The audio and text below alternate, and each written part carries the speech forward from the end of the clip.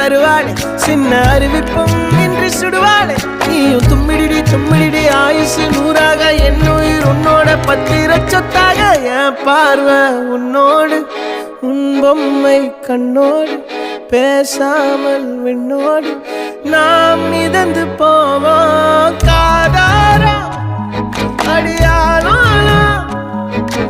நான் தாங்க மாறோடு